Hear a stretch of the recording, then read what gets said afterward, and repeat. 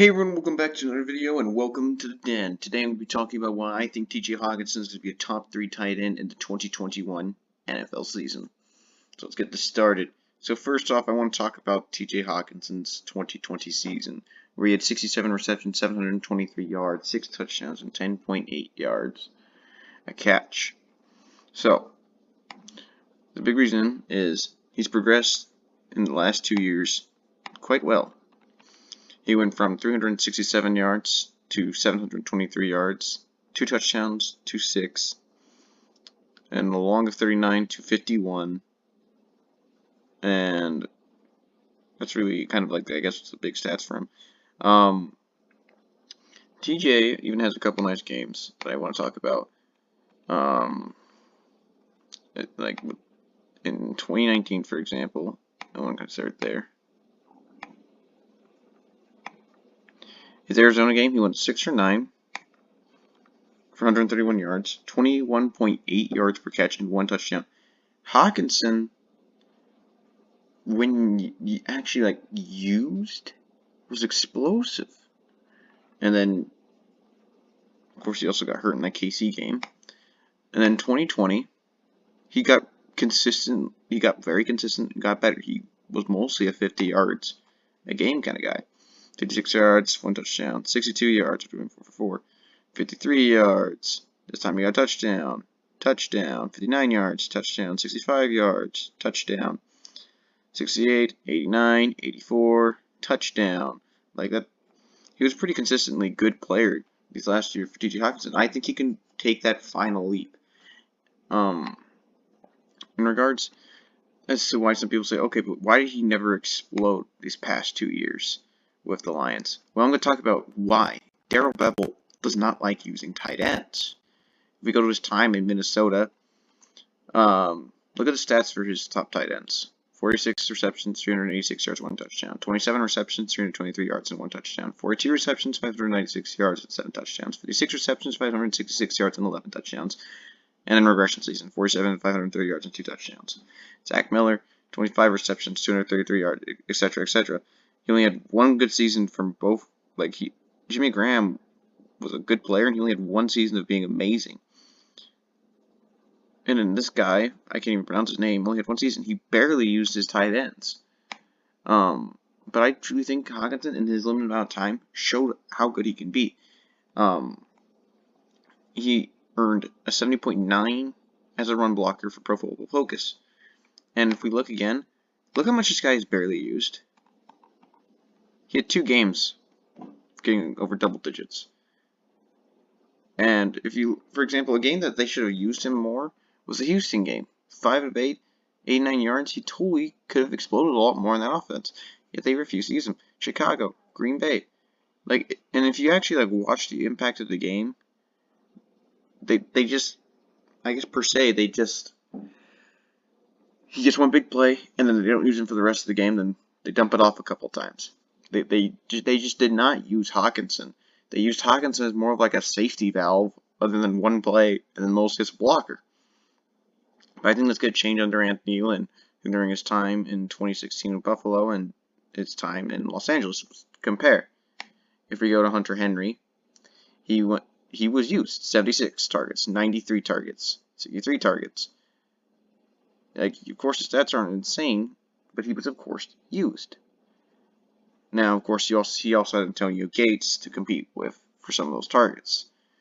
But the big reason I think he's going to be used is not just Lynn, but also because of who the head coach is, Dan Campbell, a guy who was a tight end. And also, I want to show you the success that tight ends had in his time in Miami and in New Orleans. In Miami, Charles Clay was quite good. 759 yards, 6 touchdowns, over 103 targets, 84 targets, 605 yards, 3 touchdowns. Kind of came to Lynn, regressed but not mightily in 2015 and 2016.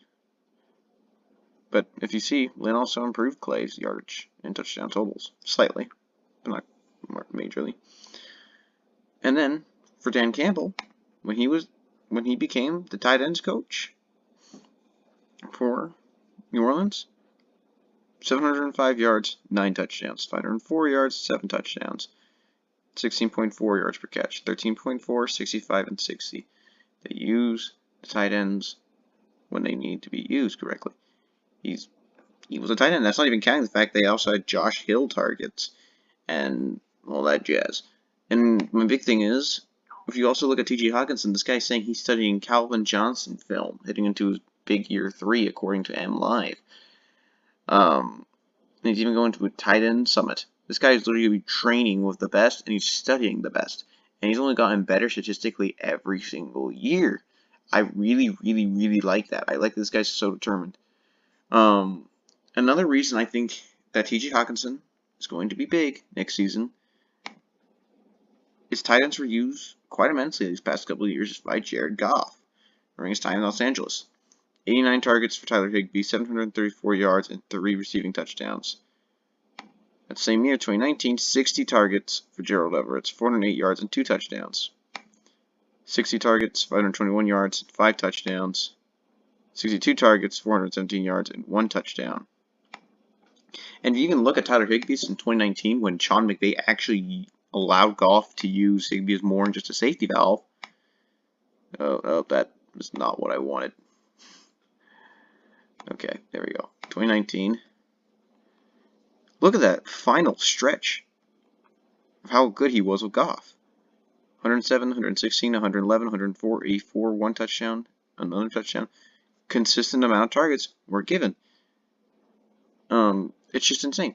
Now, there's even a couple bit of film that I'm going to be having. I know, film, crazy. It's by Rising Highlights, TJ Hockenson full season highlights. I'll put a link in his channel in the description. So if we go,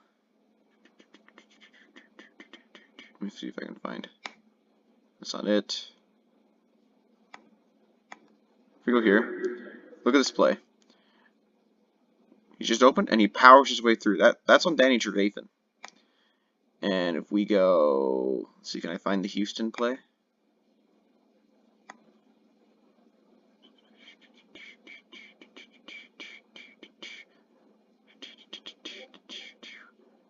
Let's see, Houston play.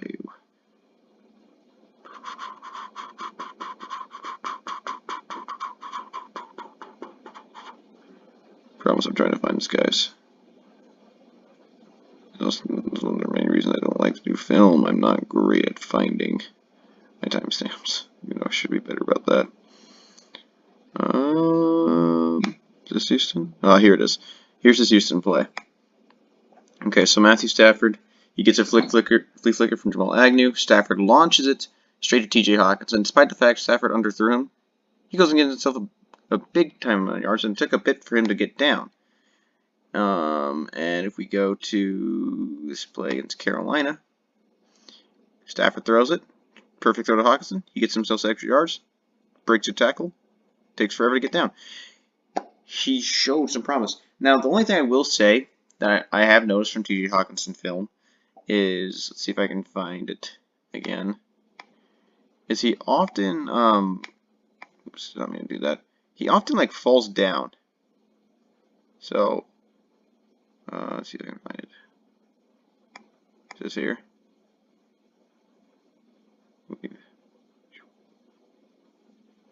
Nope, not it. Another play of him getting down. So, TJ Hockenson does have kind of the falling down aspect, but I think a large part of that is Matthew Stafford's like gunslings. And I think Jared Goff was, well, he still has a good arm, will not be gunslinging it every single throw, so I don't think we're going to be seeing much of Hockenson falling down. But I think a combination of good quarterback who's good with tight ends, coaches that are going to start using their tight ends, him studying film of one of the best receivers in football and the greatest player and arguably the greatest player in organization history other than maybe Barry Sanders, is pretty good. I like that he's trying. I like that he's working.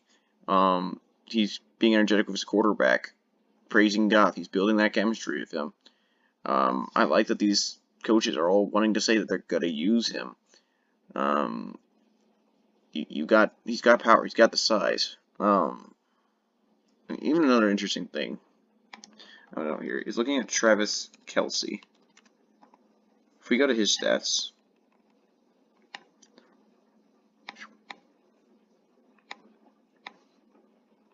he started out a bit slow. His first 2 years never went too insane. get more yards, but not the touchdowns that Hockenson has. It didn't take till year 3 for it to explode. George Kittle. And if you go to Kittle, his best buddy, who he could be training with, Kittle and Kelsey are arguably the best tight ends in football. He didn't pop off till his year 2. Tight ends don't immediately kind of like explode. So I'm just saying, if he's going to be training with guys like Kittle, he's studying film of Calvin Johnson. Tight ends take the time to develop. Even when Kelsey was getting thrown to solid quarterbacks such as Alex Smith or even Patrick Mahomes in the future, when you got guys like Tyler Higbee who were 4th round draft picks and played well, Jared Goff, I think Hockenson can do it. He's got the power. He's got the speed.